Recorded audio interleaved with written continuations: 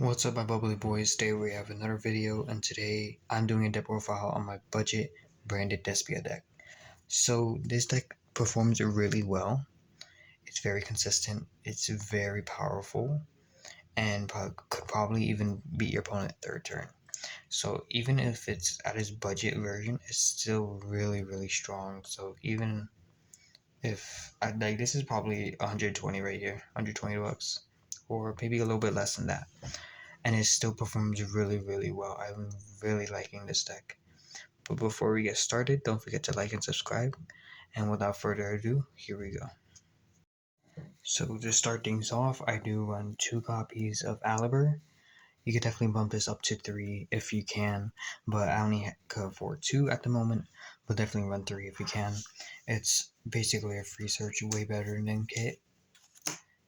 Next, 2 copies of Fallen Valbytes. I think 2 is all you need. You definitely don't need more than this, unless you're running, of course, Cartasia, Quem, Vistula, not the budget version. This is the budget version, so I'm only running 2.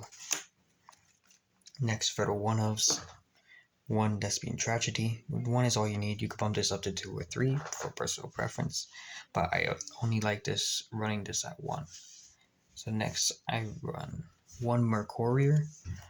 Mercurier, I think you could bump this up to 2 if you like. 1 for a Gold Sark target and 1 for negate during your opponent's turn.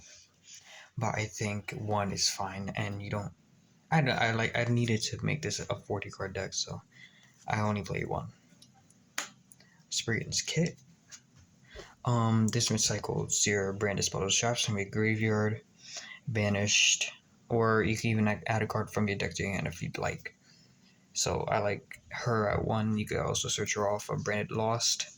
So that's why she is only at 1. 1 Ad Libitum. Ad Libitum definitely is amazing for follow-up, but you only need 1 because you search it off of Tragedy. 1 Albion, you search it off the Branded Lost, turn 1. He's basically an extra draw and sends a Retribution to grave. Next, I run the Dark Magician because I am playing the Dragoon. But if you don't have Dragoon, I guess you could run a second Mercurier if you like. But I have Dragoon, so I said why not run Dragoon. And next, for the final one-of, I have 1 copy of Merly. You could change this to any tier limits monster. I just put this in here because it's just a tier limits name. It's definitely really good for extending. You just foolish this off a Foolish Burial, and then it's just a free fuse. You can make a free Masquerade. So that's it for the one-ofs. Now we have the hand traps. For the hand traps, I'm running 2 Ash Blossom, 2 Ghost Bell, 1 Nib for a light target since I don't have no light targets in the deck. So this is basically all the hand traps. I'm running 2 Ash because I'm running Cross Out in the deck. 2 Ghost Bell because I have a lot of Branded Despia players at my locals, so that's the reason why I'm playing the 2 Ghost Bell. Then the 1 Nib is for a light target and a really good hand trap as well if you're going second. Now I am running the Edgem Chain package, so 2 Edgem Chains, 2 Fight for Patchwork, and 2 Polymerization. I think this is a really good package. I don't know why people are cutting it, but it's definitely a really good package and keeps your hand in check. Next, for the starters, you have Branded Opening, one of the best starters in the deck. Branded Fusion, definitely another best starter in the deck, except if you don't have Cold Buy or Crossout. Next, for the one-ofs, 1 Branded Lost, 1 Branded in Red. And I do like running Super Poly, so I run 3 Super Poly instead of like evenly matched or something like that, because I just like Super Poly way better. And even if you're going first, this is still really good because you set it and use it on your opponent's turn.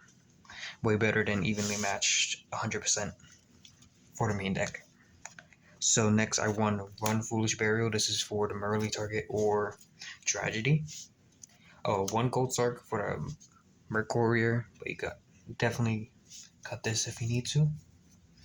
and one called by, of course, to stop Ash. These are supposed to be crossout designators, but I do not have the crossouts at the moment, but definitely crossout designator.